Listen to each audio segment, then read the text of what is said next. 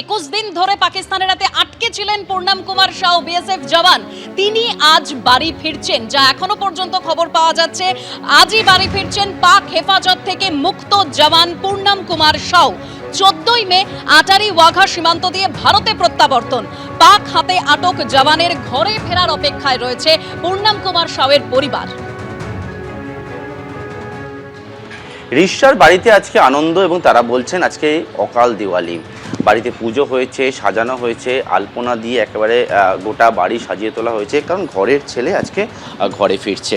उनका बहुत अच्छा से वेलकम किया जाएगा, क्योंकि देखिए ऐसा हुआ है 23 दिन बाद वो आ रहे हैं हमारे देश। तो सच में देखिए पूरी जनता खुश है, पूरी रिश्तेदार खुश है और पूरा रिश्तेदार को सजाया जाएगा। खुद का शहर, जी खुद का शहर को उनका सेलिब्रेशन किया जाएगा। यहाँ के जो चेयरमैन सर है सारी चीज़ अरेंजमेंट किए हैं। फिर सच मायने में देखा जाए तो आज हमारी बहुत बड़ी दिवाली है, क्योंकि राम एक तरफ से देखा जाए तो राम जी आ रहे हैं। पहले का कुछ दिन जैसा बीता है, आप लोग आप पठानकोट पहुंच गए थे, बात किया था, टेंशन में बहुत थे, लेकिन अगले सप्ताह देखिए 20 दिन तो हम लोग का 20-22 दिन टेंशन में था, लेकिन जब ये खुशी मिला कि वो आ रहे हैं तो वो सारा दुख दर्द देखिए तो अभी नहीं है। उस चीज़ को हम लोग याद भी नहीं करना चाहते हैं। लाइफ का एक बहुत भयानक समय गया वो, ठीक है। अगले दिन तो काम पे लौटेगा, फिर आप लोग कैसे इनकरेज करेंगे?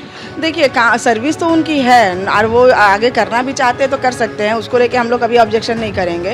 अब उनके आने के बाद क्या है, क्या करेंगे, वो उनका भी कुछ डिसीजन होगा। अरेंजमेंट किया है आपने? कुछ नहीं, जस्ट थोड़ा सा खाना वाना बनेगा और क्या, और उनका जो मनपसंद चीज़ है वही सब बनेगा बस।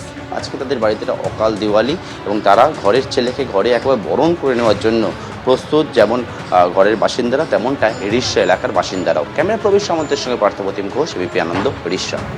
পূর্ণাম কুমার সাউয়ের বাড়িতে অকাল দীপাবলি, কারণ তিনি আজ বাড়ি ফিরছেন। তার বাড়ি ফেরার অপেক্ষায় রয়েছে তার পরিবার। 21 দিন পাকিস্তানের হাতে আটক ছিলেন এই পূর্ণাম কুমার সাউ। 14ই মে আটারি ওয়াঘা সীমান্ত দিয়ে ভারতে প্রত্যাবর্তন পূর্ণাম কুমার সাউয়ের।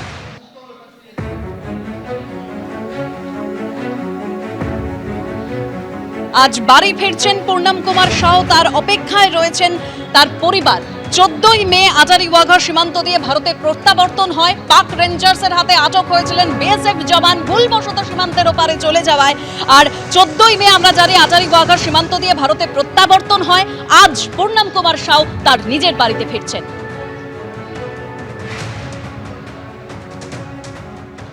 পাঞ্জাবের ফিরোজপুরে অন ডিউটি অবস্থায় একেবারে পাকিস্তান হাতে বন্দী, এবং তারপর গত বুধবার দিন খবর আসে যে মুক্তি পেয়েছে পূর্ণাম কুমার সাউ। রিশার বাড়িতে আজকে অনেকটাই খুশি এবং আনন্দ, কারণ আজকে বাড়ি ফিরছে ছেলে।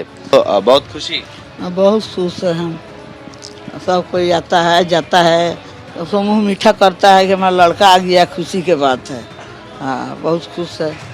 पिछले सप्ताह खबर आया था कि बुधवार के खबर आया कि मैंने लड़का आ गया वहाँ से, तब हम लोग को खुशी हो गया, तबे से तो खुशी है 8 दिन से।